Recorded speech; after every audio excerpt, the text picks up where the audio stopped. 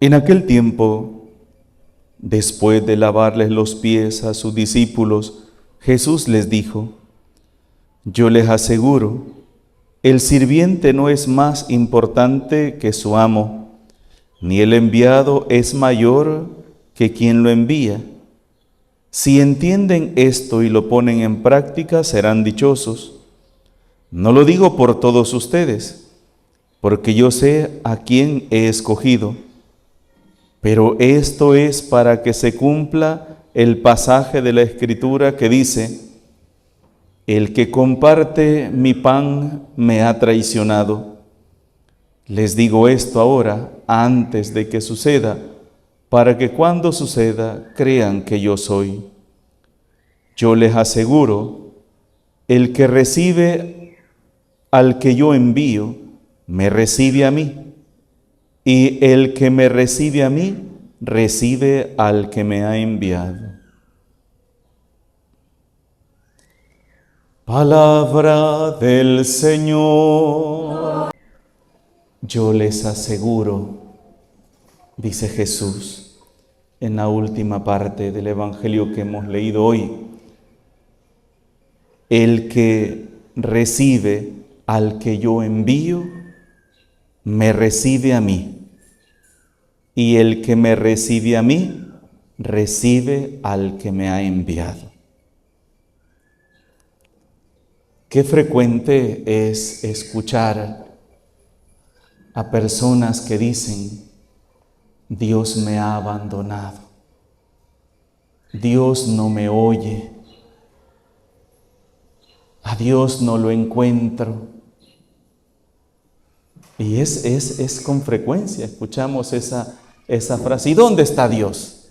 ¿Y dónde está Dios? La pregunta que tendríamos que hacernos quizás nosotros es: ¿cuántas veces Dios ha llegado a nuestra vida, ha tocado nuestra puerta y nosotros lo hemos rechazado? ¿Cuántas veces Dios nos ha hablado a cada uno de nosotros y no hemos tenido tiempo para escucharlo? Hemos tapado nuestros oídos, lo hemos despreciado. Y quizás me podrían decir: Padre, ¿cómo saber si Dios me está hablando o Dios se ha acercado a mí? Bueno, si vamos a hablar algo si vamos a descubrir quién por excelencia es el que me habla a través de Cristo, quien lo representa aquí en la tierra, es el Papa. Es el Papa. Da risa cuando empezamos a ver lo del cónclave, los medios de comunicación, los youtubers, tiktokeros, hablando tanto, ¿verdad? Aquí está la lista de los candidatos. Este tiene tal y empezaron a dar porcentajes. ¿Sí se fijaron? Este tiene el porcentaje de votos más alto. Este es el que va a la delantera y esto y lo otro.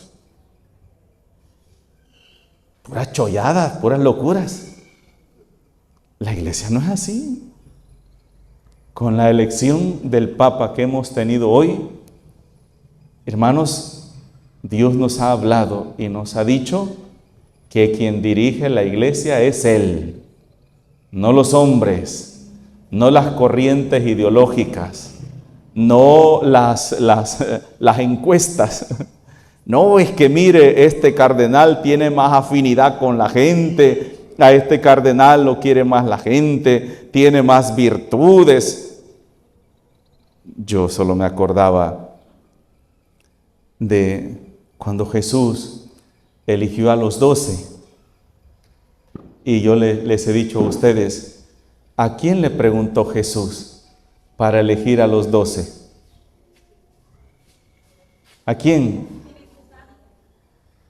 Nos dice la palabra de Dios que Dios subió esa noche y pasó toda la noche en oración con el Padre, hablando con el Padre, y cuando bajó del monte eligió a 12 de sus discípulos y los llamó apóstoles, y llamó a los que él quiso. Eso me llama mucho la atención a mí. A veces pensamos que la iglesia la dirigen los hombres. No, hermanos. Cuando yo estudié un poquito la historia de los papas, la historia de la iglesia, hubo algo que a mí me llamó mucho la atención. El padre Adán Ramos, ustedes saben, es una eminencia en cuanto a historia, y nos contó, vimos la historia de uno de los papas, porque en la iglesia pues somos humanos, ¿verdad? Y había pues mucha competencia y mucha riña. Decía, nosotros queremos un papa de este y de este y de esta manera, y tenemos que elegir así como este. Y otros decían, no, nosotros tenemos que elegir un papa como este y este, porque las necesidades de la iglesia son estas y aquí. Y estaban en discusión unos cardenales que eran de un país, otros que eran de otro país, otros aquí, y todos hablando en sus idiomas, ¿verdad? Y qué era lo que querían. Pasaron las semanas y no se ponían de acuerdo. Pasaron los meses y no se ponían de acuerdo, y dijeron, bueno, ¿lo eligen o lo eligen? Y los romanos afuera en la calle gritando, y que si los cardenales no elegían al papa, ellos iban a entrar a la fuerza donde estaba el cónclave, y ya ellos iban a elegir a quién querían de papa. Entonces dijeron, bueno, este volado ya se puso feo, la gente ya está enojada allá afuera, entonces vamos a hacer una cosa. Había un cardenal que era el más viejito, que en todo el cónclave solo dormido pasaba. Aquellos discutiendo, peleando, hablando aquí y renegando. Y aquel bien dormido. Como la doctora Isabel, que en todas las reuniones parece que está dormida, pero no está dormida. Ella ya lo aclaró, que ella tiene los ojos cerrados. Ella ya lo aclaró, dije que tiene los ojos cerrados para poner más atención en lo que están diciendo, pero ella no está dormida. Pues este cardenal yo creo que sí estaba dormido, porque él sí se dormía. Y entonces, y de repente, como vieron que ya pasaron una semana, meses, y no se ponían de acuerdo, entonces dijeron, bueno, para callar a la gente, nombremos a este. Y fueron y le pusieron la capa del papa, la tiara, le pusieron el bastón y lo sacaron. Aquí está el papa que ustedes querían, en medio de revoltijo y grito y toda la gente aplaudiendo, y el pobre viejito viendo para un lado y para otro. ¿Y qué me han hecho? ¿Qué es lo que me han hecho? ¿Ve? Y viendo para un lado y para otro, asustado, pues lo despertaron ya, se durmió como cardenal y despertó como papa. Entonces, y lo sacaron y lo presentaron. Pero aquí fue una cosa interesante. La iglesia estaba mal desde su estructura, había mucha corrupción y todo. Y este viejito, todos pensaron que lo más que iba a durar eran unos 2 años. Se empezaron a morir todos los cardenales y el viejito no se moría. Y este viejito, a mí me llamó, el nombre se me ha ido, pero la historia es la importante para nosotros. Este viejito empezó a elegir nuevos cardenales con una mente más clara de lo que es la iglesia, y fue un viejito el cual convocó un concilio para poder reformar la iglesia desde su estructura y decir, tenemos que dar respuesta a los problemas que tiene la iglesia en el mundo, y necesitamos formar a los sacerdotes, seminaristas, necesitamos esto y necesitamos lo otro. ¿Qué significó eso? Que es Dios. Es Dios. Y Santa Teresa de Ávila decía, Dios escribe recto en renglones torcidos, decía Santa Teresa de Ávila. ¿Dios estaba hablando ahí? Sí. ¿Dios nos ha hablado hoy a través de la elección del nuevo Papa? Sí, nos ha hablado. Porque nosotros ya estábamos, todo mundo, incluso algunos hasta ya ni dormían, y decían, es que ya vienen las noches de oscuridad, el fin del mundo. Porque miren, dicen que ese papa negrito que parece carboncito, es cardenal, ese dicen que va a ser el papa, y era el que le daban más votos porque él le va a ser el papa. Entonces ahí se cumplían las profecías de Nostradamus, las profecías de no sé quién, y de una bruja de México que decía que este es el papa. No, hermanos, no es así. No es así. El que se deja llevar por ese tipo de cosas termina mal. Nosotros tenemos nuestra fe y nuestra confianza puesta en Él, Señor, y es Él el quien nos habla. Pero para poder escuchar la voz de Dios, tenemos que aprender a callar, tenemos que aprender a escuchar la voz de Dios y tenemos que aprender a discernir lo que Dios nos está pidiendo. Jesús dijo, ustedes son tan buenos para discernir si va a llover o no va a llover. Ustedes son tan buenos para interpretar eso. ¿Y por qué no pueden interpretar los signos de los tiempos? Dijo Jesús. ¿Por qué no pueden interpretarlos? Y volvemos hoy.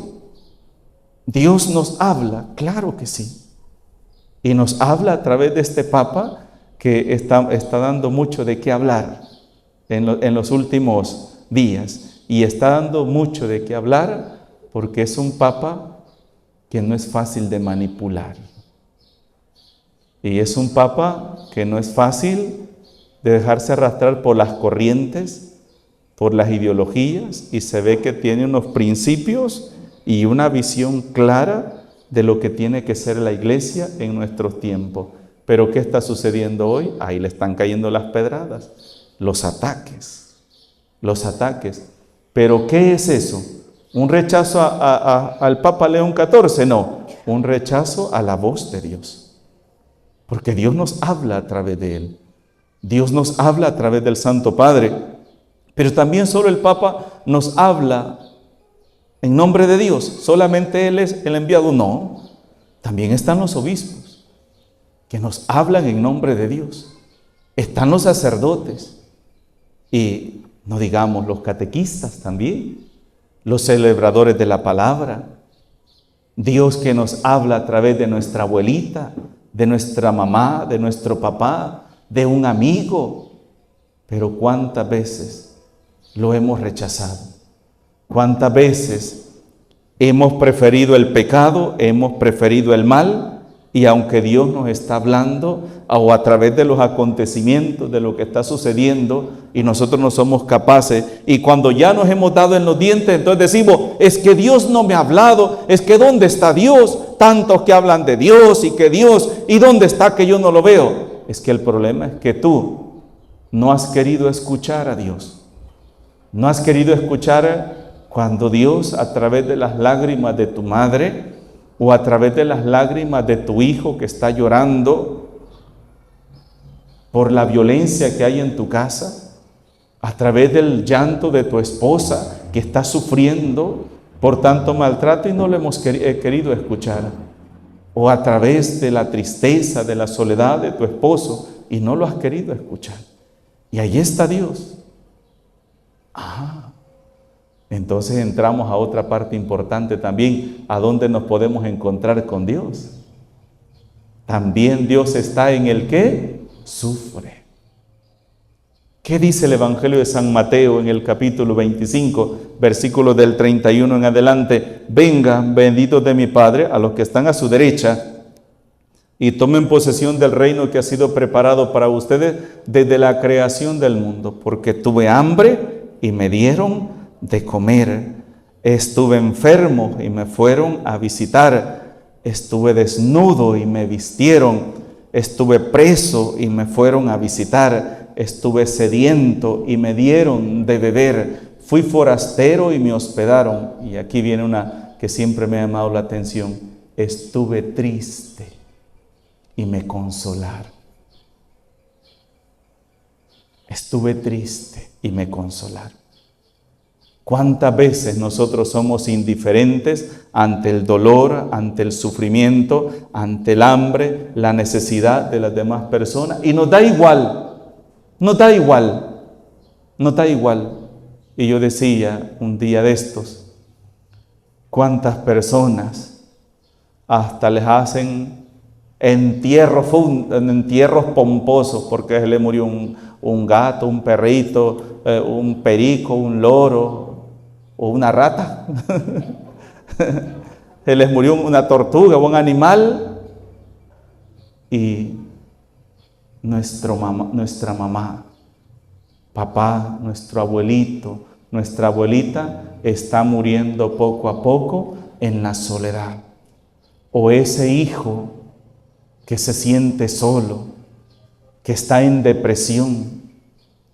Hermanos, a veces pensamos que para poder sentir compasión de una persona, tenemos que verle en un hospital, con una herida, con cables por todo el cuerpo y decir, ay, pobrecito, está sufriendo. No, hermanos, hay personas que llevan heridas en el alma, que llevan sufrimientos grandes en el alma, heridas enormes.